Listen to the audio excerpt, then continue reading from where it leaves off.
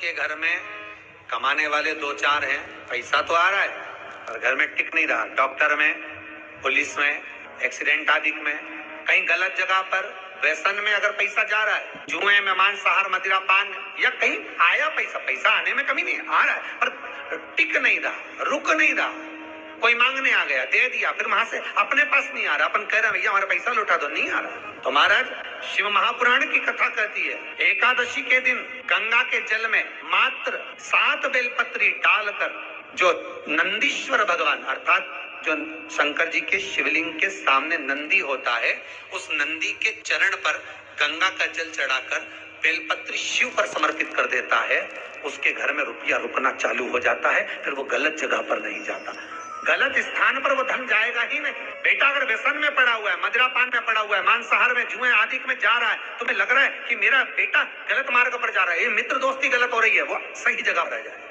कई लोग इसको धन के लिए भी करते हैं, संपदा के लिए अर्थात जिसका व्यापार नहीं चलता, जिसके घर में पैसा नहीं आता, या नौकरी नहीं लग रही, या सर्विस नहीं लग रही, आप अप्लाई कर रहे हो, जगह जगह जाकर इंटरव्यू भी दे रहे हो और पैसा नहीं आता, तो उसके लिए भी प्रयास किया जाता है। पर उसके लिए यहाँ पर जो धन के लिए करते हैं, उसके लिए विष्णुपदी के लिए करते हैं। मतलब जैसे गंगा के जल में तुलसी के 11 पत्ते डाले जाते हैं। कितने पत्ते डालते हैं? 11 तुलसी के पत्ते डालते हैं, और उसको किसी भी नारायण के मंदिर में, राम कृष्ण शिव शंकर नहीं, राम कृष्ण भगवान विष्णु दत्त आदि जितने नारायण के मंदिर हैं, उस मंदिर में किसी भी पात्र में, एक छोटे से पात्र में उसको भरकर रखी जाते हैं महाराज, उससे भी जॉब, सर्विस, नौकरी में सफलता प्राप्त हो जाती है। परंतु वो भी एकादशी को ही होता है। कुछ देर तक पात्र को रखा जाता है, फिर वही पात्र का जल किसी भी वृक्ष के नीचे डाल दिया जाता है, उससे भी नौकरी के लिए फायदा मिलता है। शमी की पत्ती, शमी वृक्ष का जो महत्व पहले कहा है, शमी वृक्ष की पत्तियां अदालत में या कानूनी कोई प्रोसेस के अंतर्गत कानूनी कोई कार्रवाई हो गई है या कोई अटका है काम, तो शमी की पत्तियों को एकादशी के दिन 5 जगह पर चढ़ाया जाता है उस कार्य को निपटाने। पहला अशोक सुंदरी की जगह पर। अशोक सुंदरी की जगह कहाँ है आपको मालूम है, पहले भी बताया।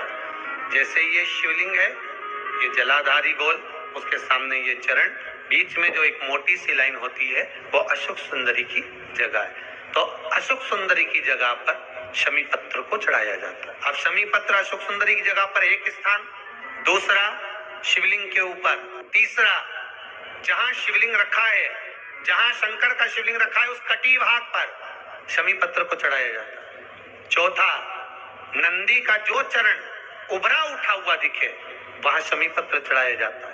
पांचवा, शंकर भगवान के मंदिर के द्वार पर शमी पत्र चढ़ाया जाता है। केवल एक ही बार चढ़ाना चाहिए, जिस कामना से चढ़ा रहे हो, जो अदालत में कार्रवाई चल रही हो, या कोई प्रशासनिक परेशानी आ गई हो, या कोई काम अटका पड़ा हुआ है, तो उसके लिए चढ़ाए। 5 स्थान है, 5 स्थान की शमी पत्र को आप 5 चढ़ाएंगे, आपकी प्रशासनिक जो व्यवस्थाएं वो सुचारू हो जाएगी, वापिस कोई तकलीफ नहीं आएगी। शमी पत्र की बात। पहला अभिषेक माता पार्वती जी ने भगवान शंकर का कैलाश पर करा, और वो जल का, और शिव जी के साथ में जब शिव जी का अभिषेक कर रही थी, जो ये ब्राह्मण देवता अभिषेक कराते हैं, जल के अंदर थोड़ा सा दूध डालकर, इसका प्रमाण क्या है? जल के अंदर दूध डालकर अभिषेक करने का प्रमाण क्या? सबसे पहला अभिषेक कैलाश धाम पर जब माता पार्वती जी ने शंकर का करा था, भगवान शिव का करा था, तब औघड़दानी का अभिषेक करते समय जल में सुंदर गौ माता के दूध का भाग धारण कराकर फिर करा था। क्यों? क्योंकि पार्वती जी शिव जी के स्नेह में, हृदय में रहना चाहती थी। आज भी नियम है, जल के अंदर 2 बूंद दूध की डालकर अगर शिव को चढ़ाया जाता है तो स्त्री और पुरुष में कभी अदालत तक बात नहीं पहुंचती, उनका प्रेम बढ़ता चले जाता है, कभी तलाक नहीं हो सकता। जल के अंदर दूध हो, गाय के अंदर, जम के बोलो जरा, जल के अंदर दूध हो, दूध के अंदर जल, फिर समझ लेना अच्छे से। जल की मात्रा ज्यादा हो, दूध की मात्रा कम हो,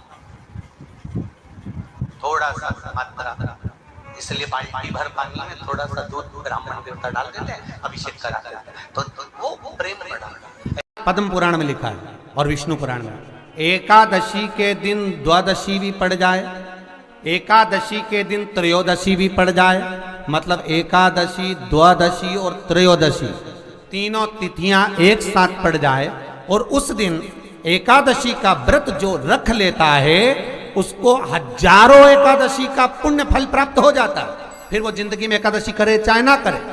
और फिर ध्यान देना, कोई मर रहा है, कोई तड़प रहा है, और आपने तो अपने जीवन में एक ही एकादशी करी और वो कौन सी त्रिविधि, और मान लो कोई मर रहा है तो आप उसमें से अपनी एकादशी में से आप 5 एकादशी दे सकते, भले आपने एक करी हो, क्योंकि आपने हजारों कर ली एक साथ।